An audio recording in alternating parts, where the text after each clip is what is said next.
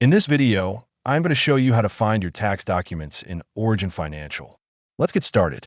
First, open the Origin app and go to Settings by tapping the gear icon. From there, head into your Profile section. This is where your account details, security settings, and important documents are all stored in one place.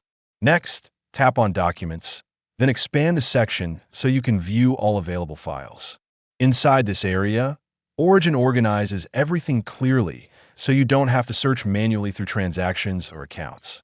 Here, you'll find your tax forms along with other important files like account statements, trade confirmations, Origin-generated documents, and investment disclosures. Everything is grouped together, so it's easy to navigate and access what you need for tax filing or financial records. To view a file, simply tap on it, and you can open or download it directly to your device. This makes it easy to keep copies for your records or send them to your tax preparer when needed. If you want to support our channel, feel free to use our affiliate link in the description below. Thanks for watching, and I will see you in my next video.